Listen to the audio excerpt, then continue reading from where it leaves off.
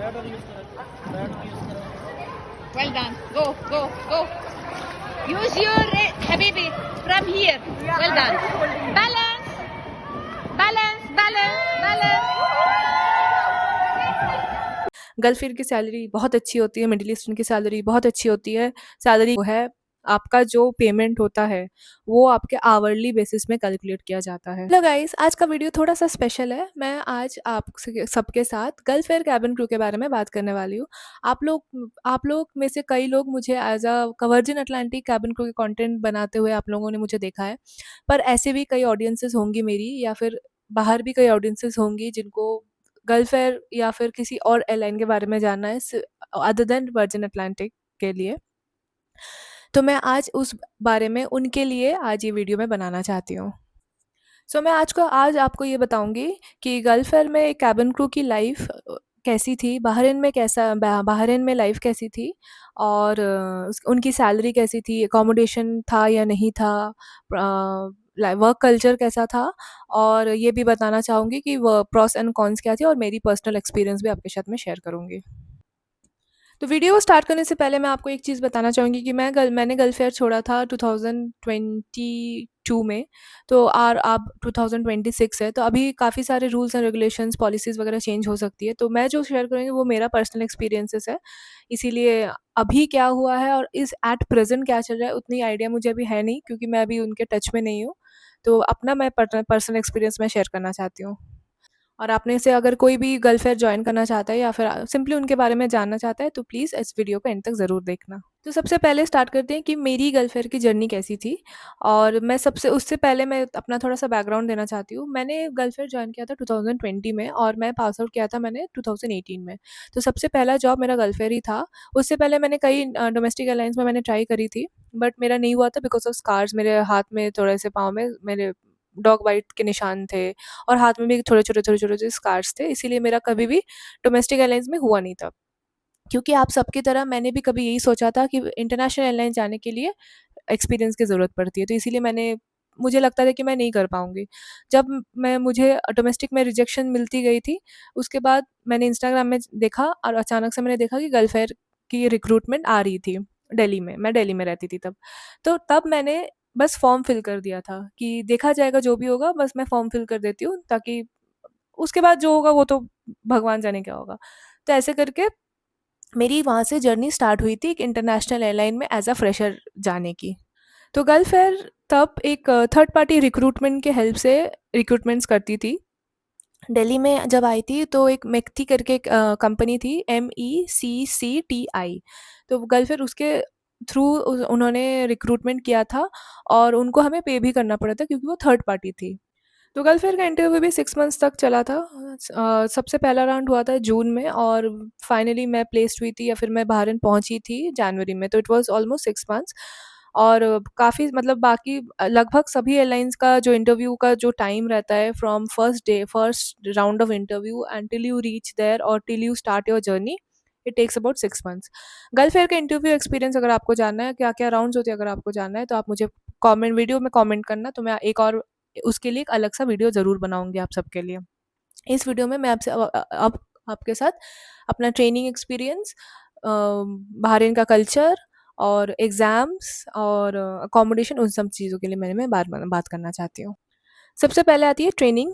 तो gulf air की training 6 weeks की होती है, और उसमें भी जैसे बाकी सब एयरलाइंस में होती है, उसमें भी सेफ्टी से इमरजेंसी प्रोसीजर्स, सर्विस और aircraft specific, dangerous goods, security, इन सब चीज़ों की ट्रेनिंग ज़रूर होती है, जैसे बाकी सब एयरलाइंस में होती है।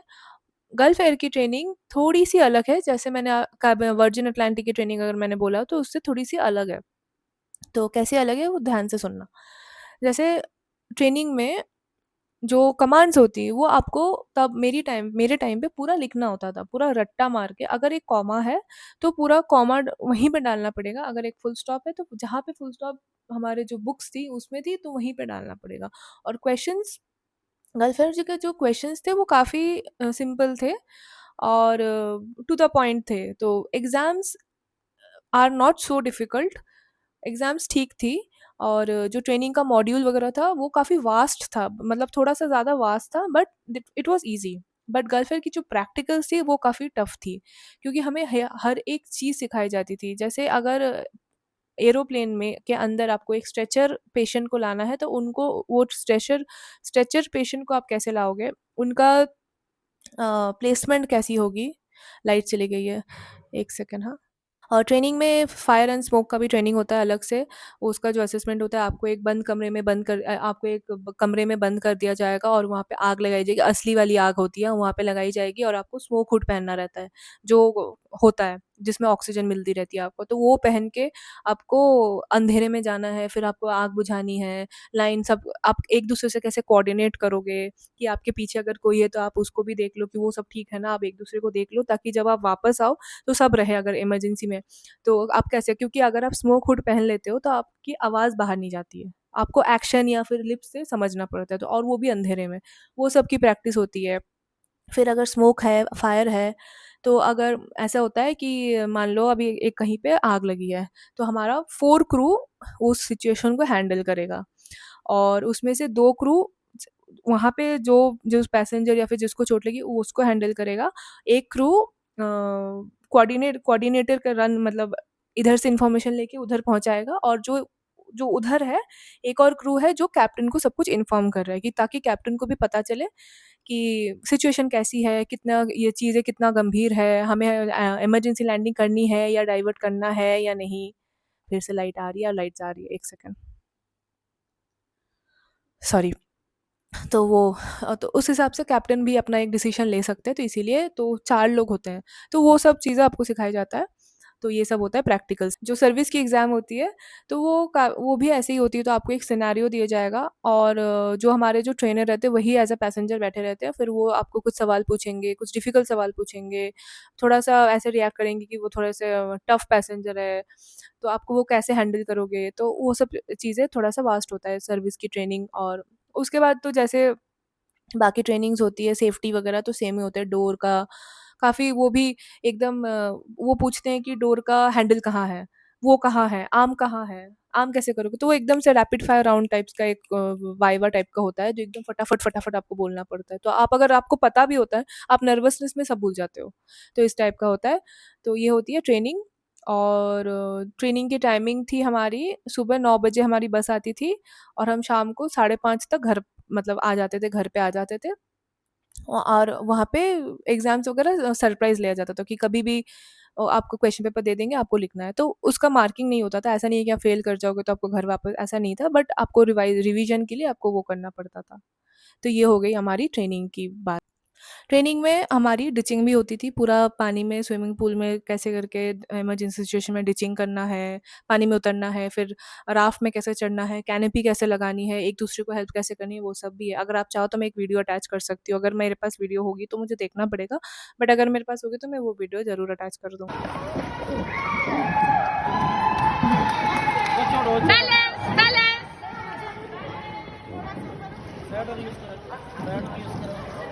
Well done. Go, go, go. Use your Habibi from here. Well done. Balance, balance, balance, balance.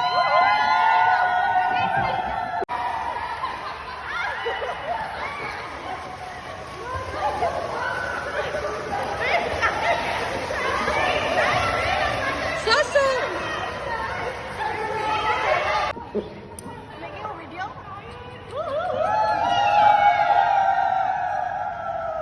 Did you enjoy? Well done. Today it's over. अब मैं बात करती हूँ कि मेरा जो एक्सपीरियंस था, पर्सनल एक्सपीरियंस जो था ट्रेनिंग का, वो कैसा था। तो क्या ऐसे मैंने जैसे मैंने बताया आपको कि मैं बहुत नई थी, मैं फ्रेशर थी, स्कूल से बिल्कुल कॉलेज से बाहर गई थी। मेरा फर्स्ट इंटरनेशनल था, लाइफ का मेरा सबसे पहला इंटरनेशनल ट्रिप। मैं अकेली गई थी, मम्मी पापा नहीं थे मेरे साथ, तो वहाँ पे जाके एडजस्ट करना, फिर ट्रेनिंग में जाना। तो बट ट्रेनिंग के जो डेज़ थे वो काफ़ी बहुत ही मज़ेदार थे, और हमारी जो वहाँ पे जो ट्रेनर थी ना, वो हर एक चीज़ में, हर एक, मतलब हर एक स्टेप के बाद वो फ़ोटोज़ लेती थी हमारी। इधर से फ़ोटो, उधर से फ़ोटो, तो वो काफ़ी बहुत अच्छा था, वो काफ़ी मेमोरीज़ भी बने, बहुत अच्छी दोस्ती भी बनी हमारी। और ये भी था कि मैं अपने दोस्त के साथ गई थी, मतलब वो भी गाज़ियाबाद में रहती थी, मैं भी गाज़ियाबाद में रहती थी, पर हमें वो पता भी नहीं था। हम जाके हमने हमें जब घर मिला, हम वहाँ पे जब रहने गए, तब हमें पता चला कि हम दोनों एक ही जगह से हैं। तो हमारी काफ़ी अच्छी बॉन्डिंग बन गई थी। हम एक-दूसरे को हेल्प करने लगे, पढ़ाई में एक-दूसरे को हेल्प करने लगे। तो ट्रेनिंग के डेज़ मेरे काफ़ी अच्छे थे। थोड़ा स्ट्रेसफुल तो ट्रेनिंग के डेज़ होता ही है, क्योंकि आपको एक प्रेशर रहता है कि आपको पास भी होना है, आपको समझना भी है, फिर आपको ऑन बोर्ड एक्सपीरियंस भी करना है, और एज़ अ फ्रेशर ये सब ये सब करके फिर ऑन बोर्ड में जाना, तो वो तो थोड़ा डिफ़िकल्ट लगता ही है। But experience was very nice, very. अब बात करते हैं कि बहरीन में लाइफ कैसी है, क्योंकि गल्फ़ेयर एक बहरीन बेस्ड कंपनी है, तो जो भी अगर गल्फ़ेयर में आपका सिलेक्शन हो रहा है, तो आपको बहरीन शिफ्ट होना पड़ेगा, वहीं पे आपको रहना पड़ेगा। बहरीन का कल्चर बहुत ही अच्छा है, छोटी-सी आइलैंड है, हर जगह 15 मिनट में आप पहुँच सकते हो, लाइक एयरपोर्ट टू घर, घर टू मॉल वगैरह-वगैरह, एक एवेन्यूज़ करके जगह, तो वो एवरीथिंग इज़ विदिन 15 मिनट्स का ही गए, तो मतलब छोटी-सी इतनी-सी तो कंट्री है। एयरपोर्ट वगैरह सब कुछ सही है, वहाँ के लोग बहुत प्यारे होते हैं, बहुत हेल्पफुल होते हैं। बट एक ही चीज़ है जो हर मिडिल ईस्टर्न कंट्री में होती है, कि आप रमज़ान के टाइम पे आप बाहर खाना नहीं खा सकते हो। आपको एक क्लोज़ स्पेस में, ताकि कोई और ना देखे, क्योंकि वो उनका फ़ास्ट होता है। तो वो रिस्पेक्ट के लिए आपको अंदर ही खाना पड़ता है। तो ये थोड़ा तो बहरीन की लाइफ़ ऐसे बहुत सेफ़ है। ऑब्वियसली तो मिडिल ईस्टर्न है, तो बहुत सेफ्टी है। हम रात के 2-2 बजे, 1-1 बजे, 2-2 बजे, 3-3 बजे रास्ते में वैसे ही घूमते थे टाइम पास के लिए। तो बहुत सेफ़ है। तो बहरीन की लाइफ़ तो सच्ची में बहुत अच्छी है, और पार्टीज़ वगैरह तो मैं इतनी पार्टी पर्सन नहीं हूँ, तो मुझे पार्टीज़ का तो नहीं पता। बट वैसे मॉल-वॉल जाना या फिर, तो एवरीथिंग वाज़ नाइस। बहरीन में मतलब अच्छा है, लाइफ़ अच्छी है, बहरीन की लाइफ़। एक मुस्लिम कंट्री है, but being a Muslim country it is very nice, बहुत ही अच्छी है। और काफ़ी वाइड मेंटालिटी की है, काफ़ी। ऐसा नहीं है कि आपको नकाब या फिर बुर्का पहनना है या फिर आपको हिजाब पहनना है, ऐसा कुछ नहीं है। तो इस अब आते हैं वर्क कल्चर पे। तो बहरीन का वर्क कल्चर, गल्फेयर का वर्क कल्चर थोड़ा-सा डिफ़िकल्ट है। मुझे मेरा पर्सनल एक्सपीरियंस ऐसा है, थोड़ा-सा मुझे डिफ़िकल्ट लगा। कल्चर में थोड़ा-सा सीनियॉरिटी लेवल्स का थोड़ा-सा वो रहता है कि आप अगर सीनियर हो तो आपको एकदम वैसे बात करनी पड़ेगी, आप वैसे बात नहीं कर सकते हो। आप ज़्यादा क्वेश्चंस नहीं पूछ सकते हो। थोड़ा-सा डिफ़िकल्ट है, मतलब वो चाहते हैं कि आप एकदम तैयार होके आओ, अगर आपको ट्रेनिंग करवा रहे हैं तो आप एकदम तैयार होके आओ, आप क्वेश्चंस वगैरह ना पूछो। तो कहीं कभी-कभी वो थोड़ा-सा डिफ़िकल्ट लगता है। वैसे वहाँ के लोग तो बड़े स्वीट होते हैं, जो क्रू रहती है वो भी काफ़ी स्वीट होती हैं।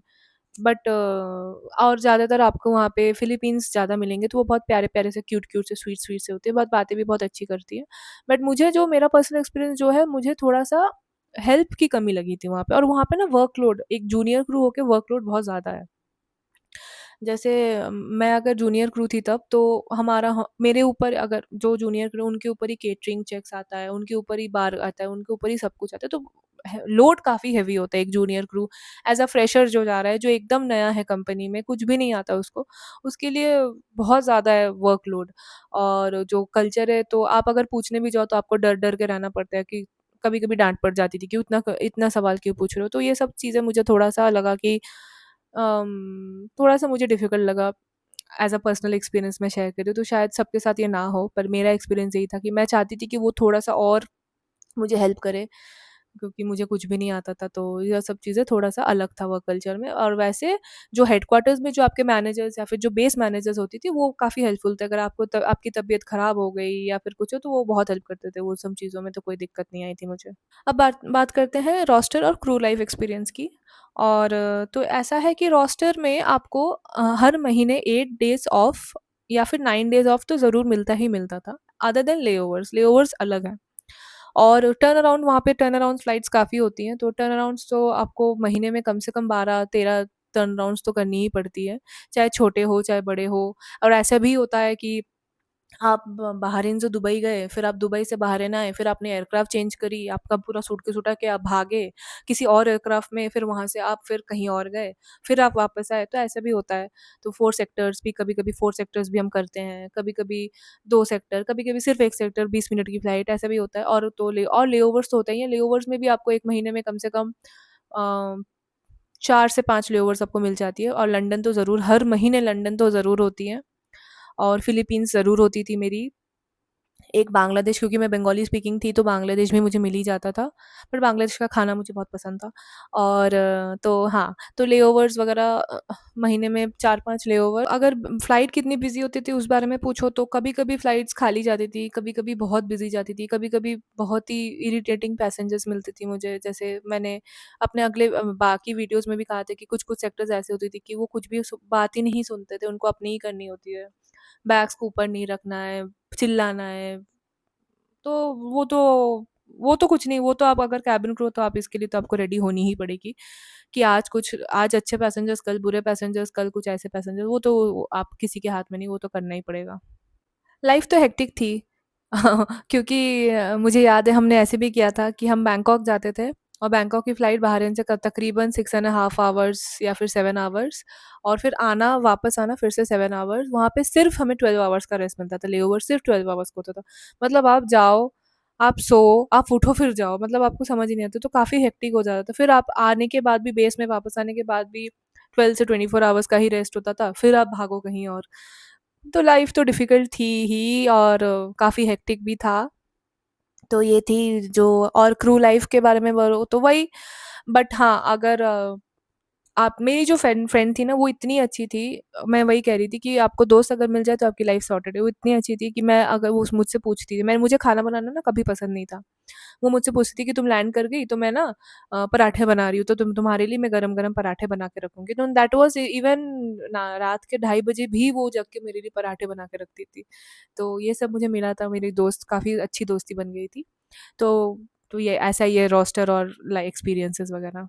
बात करते हैं अकोमोडेशन और ट्रांसपोर्टेशन का। तो गल्फ एयर में, मिडिल ईस्टर्न एयरलाइंस में अकोमोडेशन आपको दी जाती है, और एक एक अकोमोडेशन में दो दो लड़कियां या दो लड़के ऐसे रहते थे। और आपका जो हॉल था वो हॉल और किचन कॉमन था, बाकी रूम्स अलग अलग थी, दोनों के दो रूम्स, दोनों के दो टॉयलेट्स अलग अलग थी। अब हाँ, अब हम, क्योंकि हम पहले सबसे, जब हम गए थे तो पहला 11 मंथ्स हम होटल में थे, तो ऑब्वियसली होटल में मतलब एक अपार्टमेंट जैसा था, एक मास्टर बेडरूम और एक नॉर्मल छोटा बेडरूम, तो वो तो लक के ऊपर है, आपके अंडरस्टैंडिंग, म्यूचुअल अंडरस्टैंडिंग के ऊपर है कि आपको बड़ा रूम चाहिए, आप अपने दोस्त से बात करो। तो हमारा जैसे था, उसको, मेरी जो फ्रेंड थी उसको मास्टर बेडरूम चाहिए थी, तो मुझे कोई प्रॉब्लम नहीं हुई, और हम काफ़ी, वो काफ़ी एडजस्ट करती थी। मुझे एसी का भी, एक जो डिसएडवांटेज था उस रूम का, कि मास्टर एसी का जो स्विच था वो सिर्फ मास्टर बेडरूम में था। मतलब अगर आपको ठंड लग रही है तो आपको उसको बोलना पड़ेगा कि आप प्लीज़ एसी बंद कर दो। अगर आपको गर्मी लग रही है तो फिर आपको उसको बोलना है एसी ऑन कर दो। तो तब आप रात को सो रहे हो, जब फ्लाइट से आ रहे हो, तो वो वाला। बट अब वो आपको डिपेंड करती है कि आपकी अंडरस्टैंडिंग कितनी बन रही है, आपका जो फ्लैटमेट है। तो हमारी अंडरस्टैंडिंग इतनी थी कि मैं उसके रूम में अंदर चली जाती थी, मैं एसी ऑफ करके चली जाती थी, तो उसको कोई फ़र्क नहीं पड़ता था। तो इतनी अंडरस्टैंडिंग हमारी बन चुकी थी। और ये डे 1 से ही बन चुका था। कभी हम मुझे इस बारे में कभी कोई प्रॉब्लम नहीं आई उसके साथ। और अकोमोडेशन तो दी जाती है, इलेक्ट्रिसिटी फ्री होती है, अकोमोडेशन फ्री होती है, और काफ़ी अच्छी अकोमोडेशन होती है, बिल्कुल एकदम 5 स्टार वाली। हम फर्स्ट 11 मंथ्स तो एकदम 5 स्टार वाली अकोमोडेशन में हम थे। हाउसकीपिंग आता था। हाउसकीपिंग को बर्तन वैसे अलाउड नहीं था, पर वो बेचारे वो लोग करके जाते थे। हम मना करते थे कि नहीं-नहीं बर्तन मत करो, अच्छा नहीं लगता। नहीं मैडम, इट्स ओके मैडम करके वो बर्तन भी करके जाते थे, झाड़ू-पोछा वही करते थे, लाइक फर्स्ट 11 मंथ्स। तो बहुत ही बढ़िया एक्सपीरियंस था। आप इंटरनेट पे सर्च करना, हम अम्बाज स्वीट्स में रहते थे, अम्बाज करके, अम्बाज आइलैंड्स में हम रहते थे। तो 5 स्टार था वो, तो अमेज़िंग एक्सपीरियंस। उसके बाद हमको शिफ्ट किया गया था एक अपार्टमेंट्स में, मतलब जो फ्लैट्स होती हैं। बट वो भी काफ़ी बड़ा था, रूम्स काफ़ी बड़े थे, वॉशिंग मशीन वगैरह सब कुछ दी गई थी, हॉल तो मैसिव था। वहाँ पे आप कीर्तन करवा सकते हो, इतना बड़ा हॉल था। अगेन 2 रूम्स 2 थी, वॉशरूम्स 2 थी, तो उसमें कोई दिक्कत नहीं आई। तो ये था अकोमोडेशन। और ट्रांसपोर्टेशन का, आपको एयरपोर्ट से आपके घर से एयरपोर्ट, एयरपोर्ट से घर आपको ड्रॉप किया जाएगा। आपकी जब भी फ्लाइट हो, कोई और हो ना हो, आपके आपके लिए गाड़ी आती है, और फिर आपको वापस भी आपको छोड़ के जाती है, चाहे आप अकेले ही हो। बट वहाँ पे ऐसा था कि आपको अकोमोडेशन से हेडक्वार्टर जाना पड़ता था, वहाँ पे आपको फिंगरप्रिंट पंच करके, फिर आप ब्रीफिंग करके, फिर आप एक साथ एयरपोर्ट जाते थे। फिर एयरपोर्ट से, अगर जब आप एयरपोर्ट से वापस आ रहे हो, तब आपको पहले हेडक्वार्टर आना पड़ेगा। उसके बाद आपको फिर पंच आउट करना पड़ेगा। उसके बाद आप हेडक्वार्टर में आके ट्रांसपोर्टेशन लेके आप घर जा सकते हो। बट वो सब, क्योंकि ये इतना छोटा आइलैंड है, तो वो सब बहुत जल्दी हो जाता है। ऐसा नहीं है कि बहुत दूर-दूर है, बैंगलोर जैसा नहीं है कि डेढ़ 2 घंटे लग रहे हैं एक-एक जगह पहुँचने में, ऐसा नहीं था। 10-15 मिनट में आप इधर-उधर, इधर-उधर भाग सकते हो। अब बात करते हैं finally the most awaiting topic, salary. Gulf year की सैलरी बहुत अच्छी होती है, मिडिल ईस्टर्न की सैलरी बहुत अच्छी होती है। सैलरी का एक स्ट्रक्चर जो होता है, मैं आपको बताती हूँ, वो है आपका जो पेमेंट होता है वो आपके आवरली बेसिस में कैलकुलेट किया जाता है। इन आप एग्जिट कर रहे हो बाहर से और आप फिर से कब एंट्री कर रहे हो उस हिसाब से पूरा आपका कैलकुलेट होता है। और अगर आप 100 आवर्स से ज़्यादा कर रहे हो, काम कर रहे हो ओवर टाइम, तो ओवर टाइम का पेमेंट जो वो टू बीडी का हो जाता है एवरी आवर। वैसे 1.5 बीडी रहता तब था एवरी आवर। मुझे एक बार जर्मनी में 5 दिन का मिला था लेओवर 120 आवर्स का, तो पूरा 120 आवर्स सैलरी कैलकुलेट हो रहा था। और मतलब एटलीस्ट अगर आपने एक फ़्लाइट, मैंने जैसे एक फ़्लाइट जर्मनी वाली करी थी 5 डेज़ लेओवर, एंड मैंने एक हैदराबाद टर्न अराउंड किया था, उसमें मेरी सैलरी अराउंड 1.5 लाख तक आ चुकी थी उस टाइम पे। क्योंकि आवरली बेसिस पे होता है, तो अगर आप आपको आराम से, बहुत ही आराम से 2.2, 2.3, 2.4, 2.5 लाख तक सैलरी चली जाती थी, डिपेंडिंग ऑन द बहरीनी दिनार का जो भी कन्वर्शन था। उस टाइम पे बहरीनी दिनार का कन्वर्शन था 1 BD is equal to 200 rupees, और आज की डेट में तो वो 230 रुपीज़ चला गया। तो आप सोचो, आप तो सैलरी तो बहुत ही अच्छी थी भाई। सैलरी खर्च होने का तो जगह ही नहीं था, क्योंकि आप इतनी फ़्लाइट्स करते हो, आपके पास टाइम नहीं होती है। और ट्रांसपोर्टेशन फ्री, अकोमोडेशन फ्री, और टैक्स नहीं है सैलरी में, तो पूरी सैलरी आप सेव कर सकते हो आराम से, तो कोई दिक्कत। अब अगर आप मुझसे पूछो कि अगर मैं रिकमेंड करूँगी गल्फ फेयर जॉइन करना, तो बिल्कुल करूँगी गल्फ फेयर जॉइन। जिसको जन आपको अगर करना है, किसी को अगर गल्फ फेयर जॉइन करना, तो बिल्कुल कीजिए। आपको बहुत कुछ सीखने को मिलेगा, क्योंकि स्ट्रिक्ट एयरलाइन है, तो आपको एकदम पॉलिश करके भेजेगी। और आपको कॉन्फिडेंस बढ़ेगा। आप डिफरेंट लोगों से, आप जितनी जगह ज़्यादा जगह जाओगे, उतनी ज़्यादा आप कल्चर से मिलोगे, तो ऑब्वियसली आपका जो पर्सनैलिटी डेवलपमेंट ज़्यादा होगी। आप जितने लोगों से मिलोगे, आपको एक समझ में आएगा बात कैसे करना है। और तो मेरा यही रिकमेंडेशन है कि आप ज़रूर ट्राई करो। एक टिप देना चाहती हूँ कि बहरीन मेरे टाइम पे बाहर के बॉयज़, मतलब मेल कैंडिडेट्स को आउट ऑफ बहरीन वो लोग हायर नहीं करती थी। They only hired female candidates from outside Bahrain. अभी का इतना मुझे पता नहीं है, अगर मुझे पता चला तो मैं ज़रूर एक शॉट डाल दूँगी। So guys, that's all for this video. I hope कि आपको थोड़ा-सा हेल्प मिलेगा मेरे इस वीडियो से। और अगर आपको वीडियो में कुछ भी पसंद आया, तो प्लीज़ लाइक, कमेंट और सब्सक्राइब करना मत भूलना। मिलते हैं अगली वीडियो पे। Bye bye.